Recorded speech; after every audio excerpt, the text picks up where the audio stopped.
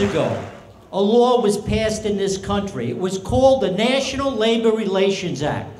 And basically what it said was this, that workers have a right to join an organization of their choice, and the employer does not have the right to interfere with that choice. And they've never lived up to it. The only time you'll get true respect is if you go in that vote and vote union.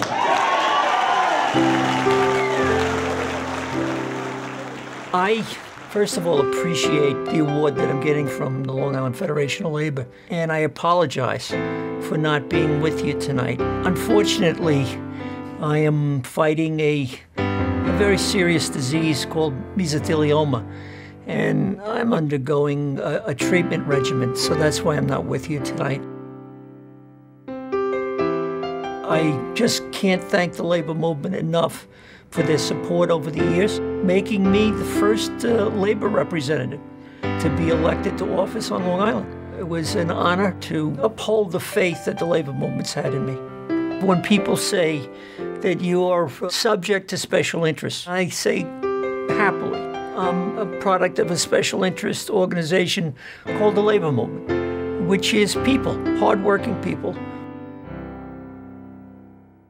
Very early on, I had great admiration for the union, that it was the only way that working people could get a fair shake.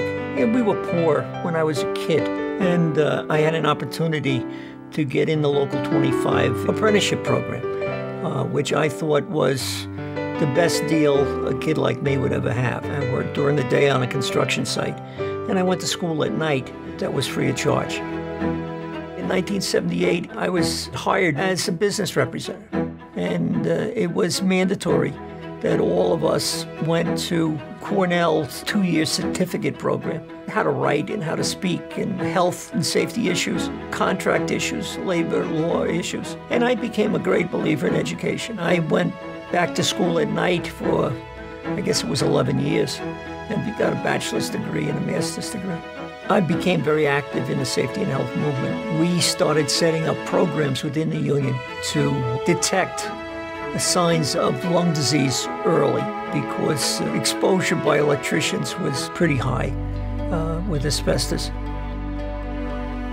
I don't think the role of the union should end just with the contract being negotiated. Cradle to grave is a philosophy about how the unions should serve the members, before they're union members, right up to the time that they pass away. I was on the board of the Long Island Federation of Labor, and I was very involved in politics. We wanted to educate the people we were supporting for office. And then we came to the notion that the best way to do this is to have someone from labor run for office. I volunteered to take on that mantle of the first labor candidate to run for public office in Suffolk County. I absolutely could not have won without the support of the labor movement. We passed probably more labor legislation in my tenure than any other period in the history of the county.